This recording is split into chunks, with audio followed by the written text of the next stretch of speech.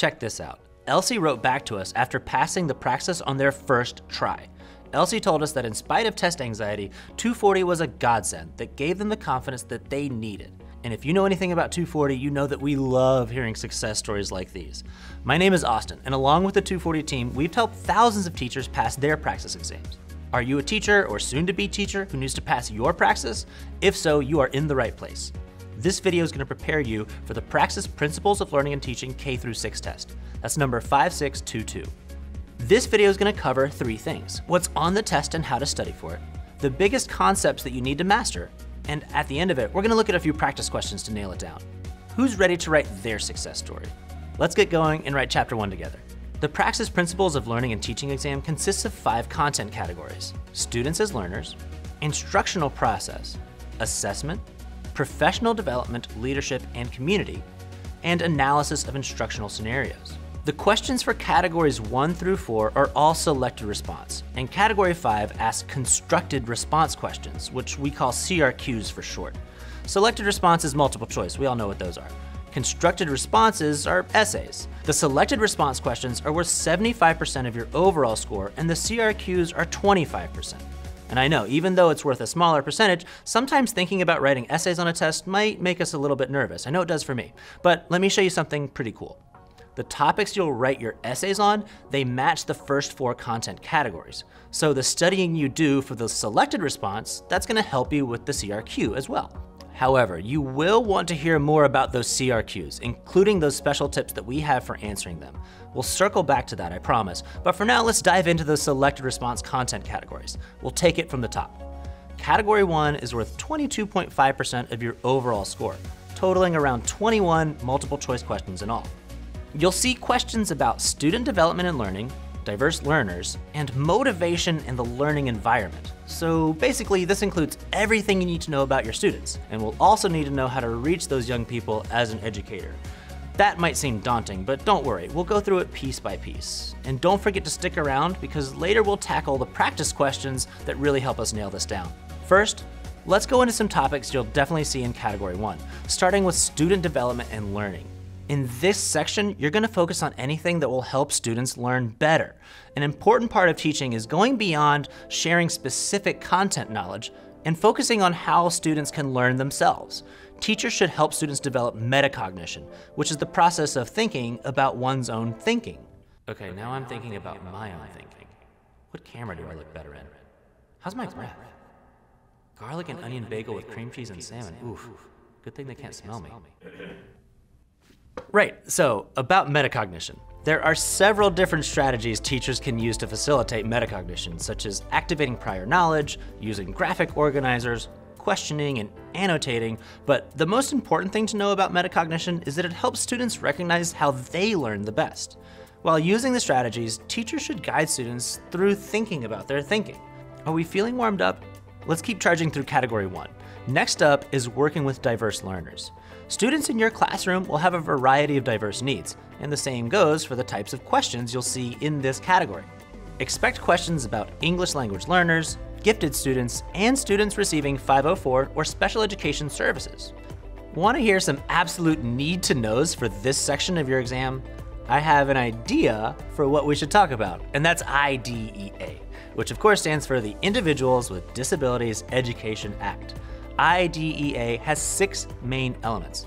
You can find them all in our study guide, of course, but the most essential one that you need to know for the PLT is the IEP. I like that little acrostic we just saw, so let's do it again. IEP stands for Individualized Education Program. This is a plan created by a committee of general and special education teachers, parents, specialists, and administrators to provide a free and appropriate public education that is tailored to a student's needs and goals. IDEA mandates that all students receiving special education services have an IEP, and that all teachers are required to follow them. Did you know that interior design would be part of your job as an educator? No, really, there are important considerations to make when designing the layout of your classroom. So don't worry, your boy is an expert interior designer. I've got some tips for us. Let's take a peek inside our study guide to see some of the common arrangements and the instructional formats that they best support. Teachers should be mindful that the student seating arrangement works in conjunction with the instructional activity. In other words, different setups lend themselves best to different tasks. When listening to any type of presentation, whether it be from the teacher, a guest speaker, or fellow classmates, students should all be able to see. Facing front typically works best. When the whole class is having a discussion, it's helpful for everyone to be seen. When collaborating on a group assignment, it's beneficial for students to sit together. The walkways should be open so the teacher can easily move to check on each group.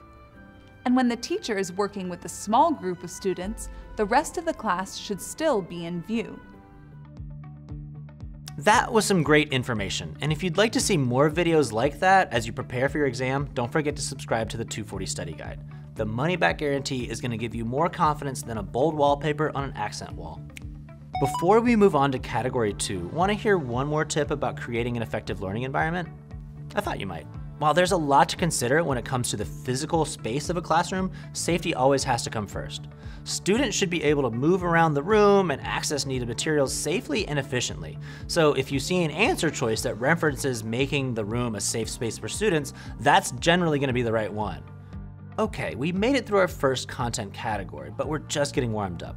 Let's move on to the next biggest chunk of the selected response portion, which is Category 2. That's also worth 22.5% of our overall score. Category 2 is all about instruction, as in the actual teaching you'll be doing in the classroom. In this category, you'll need to know about planning instruction, instructional strategies, and both questioning and communication techniques. Let's kick off this category by hearing a key concept on planning.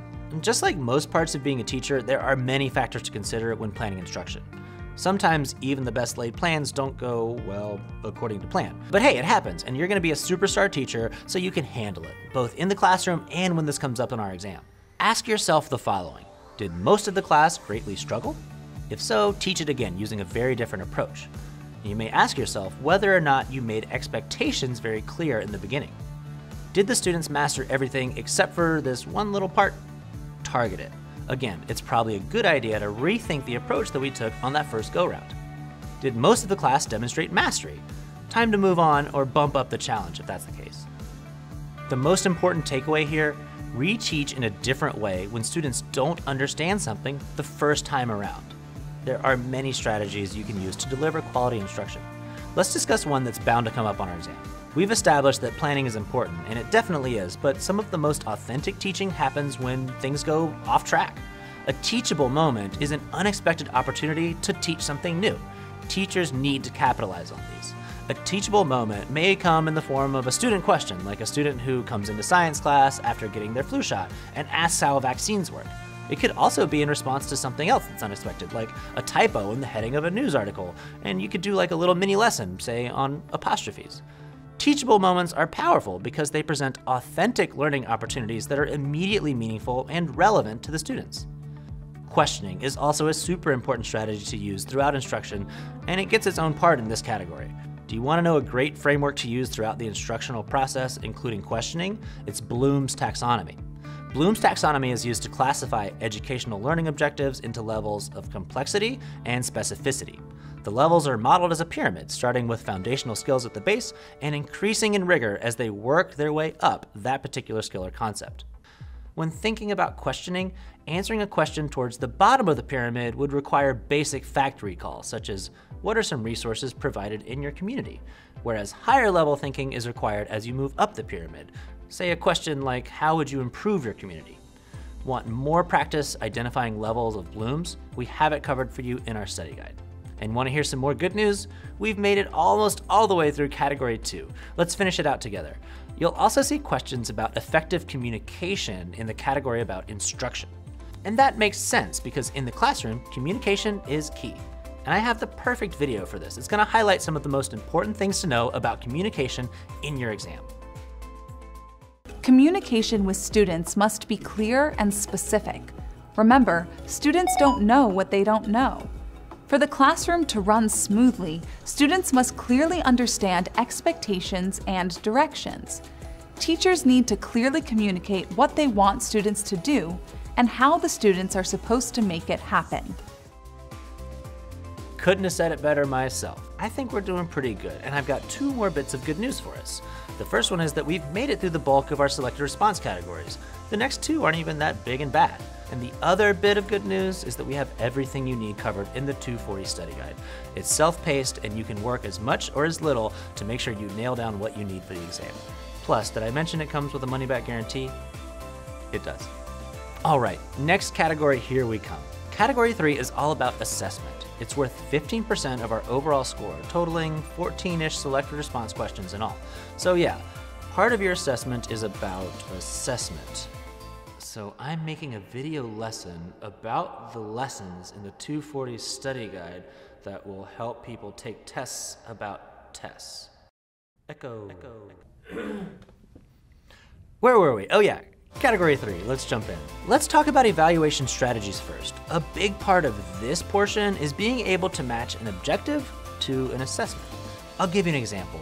Let's say you need to collect assessment data on your students' reading fluency. A running record is the way to go. This assessment aligns best with the objective because notes can be made as the student reads aloud to collect data on their fluency. Let's stay on this assessment train for one more stop. In the assessment tools portion, you'll need to know more about assessment terminology.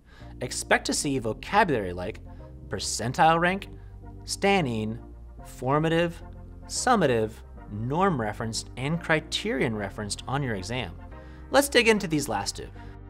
Criterion referenced assessments compare students' performance to a predetermined standard, which is a criteria. Scores on these types of tests come in the form of a percentage. Tests administered at the end of an instructional unit and state achievement tests are common examples. Norm reference assessments compare students to each other and rank them according to performance. Scores on these types of tests come in the form of a percentile, grade level equivalency, or standing using a normal bell-shaped curve. Common examples include the Scholastic Aptitude Test, or SAT, and Intelligence Quotient, or IQ tests. To sum this up, criterion reference assessment looks at how students perform against a set criteria. Norm reference assessment looks at how students perform against the normal curve. And those are some big need-to-knows for category 3. Want to see more? I think you know where to find it. One more time for the people in the back. It's in the 240 study guide. All right, we've made it to the last selected response category. Category 4 covers professional development, leadership, and community, and is worth about the same of your overall score as category 3, so that's at 15%. Here, you'll need to know about collaboration, both with other professionals and with students' families. You'll also see questions about improving your practice as a teacher, including specific vocabulary related to professional development. One of the terms to watch for here is academic journal. You may love to peruse teaching blogs or chat with fellow educators and online communities for ideas, and that's all great. But on this exam, resources for professional development should be backed by research, and that's why we love academic journals here. We made it through the whole selected response portion. I think you deserve a little bit more confetti. Let's get it. All right, now who's ready to write a quick essay? Okay, come on, it'll be fun, I promise.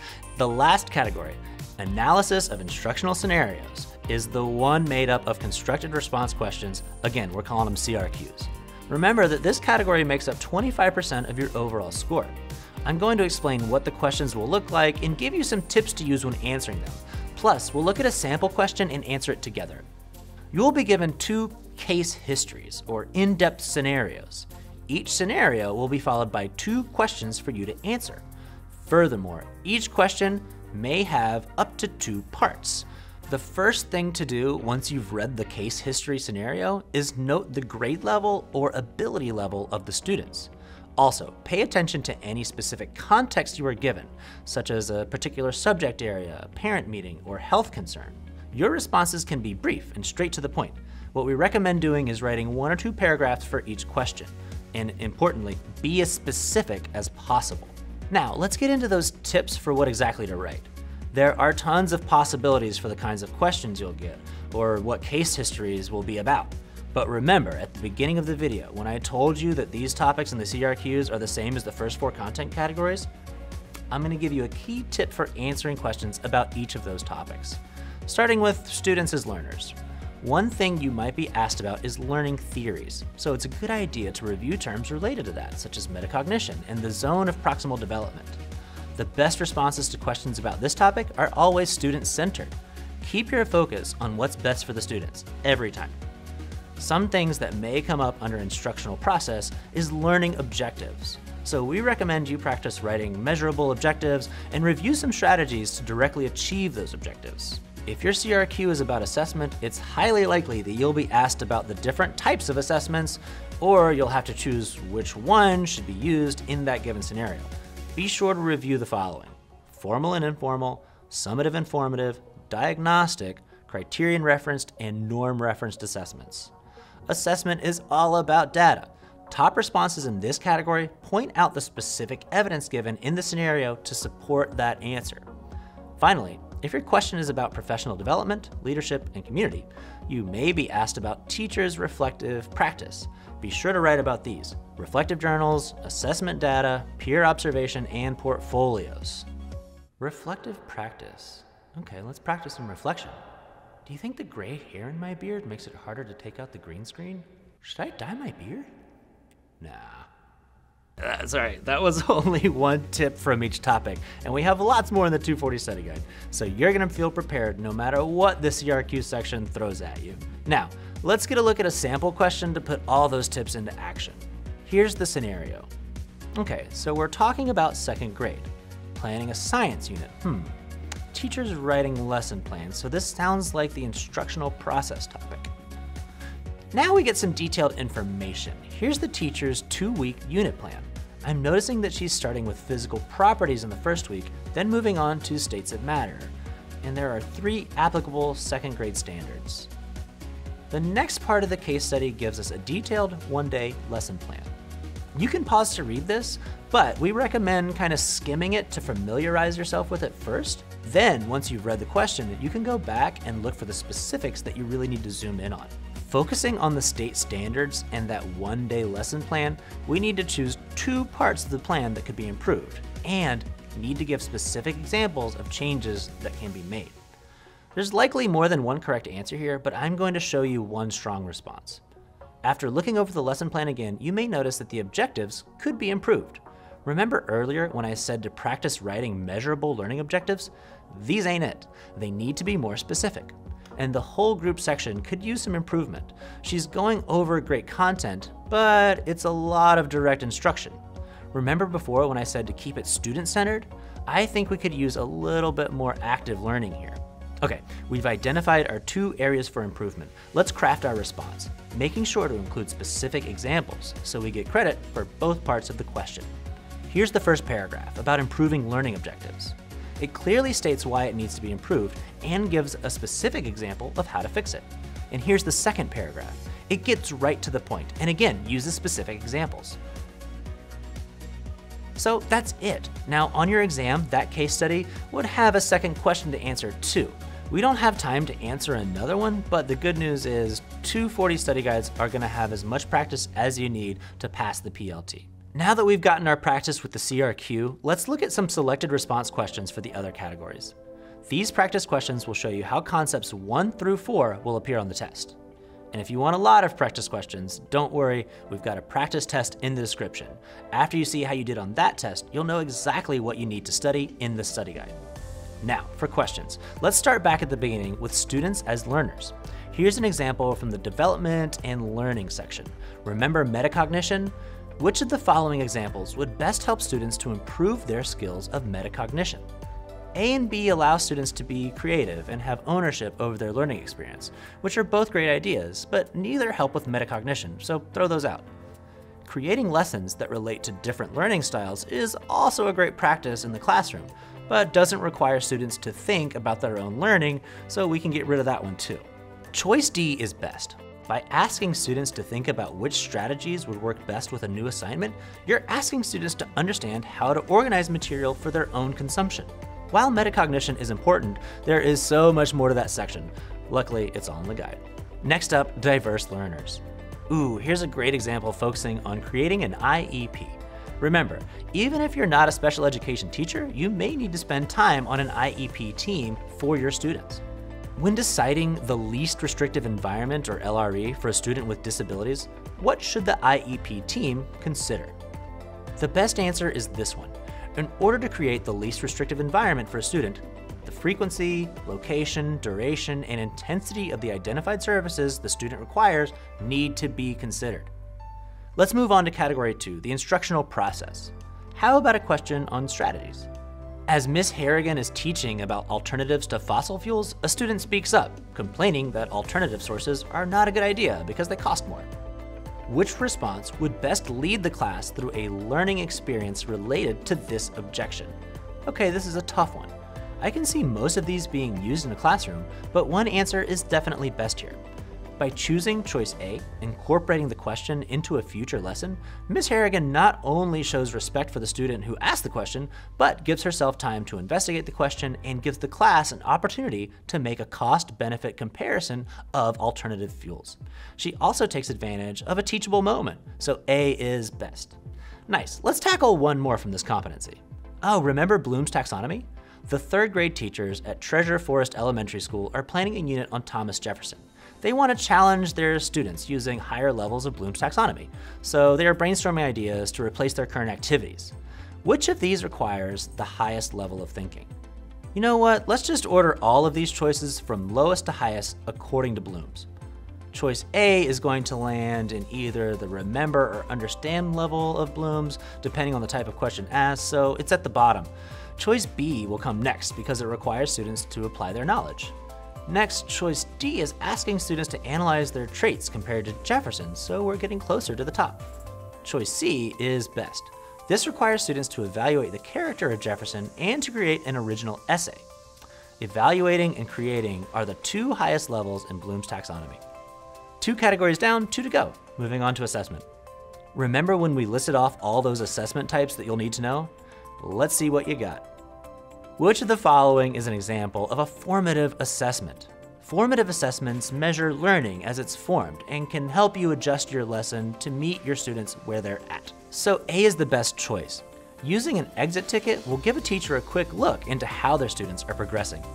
Like I mentioned before, there are a ton of assessment types. In order to learn all the types you could see on your test, make sure you subscribe to our study guide.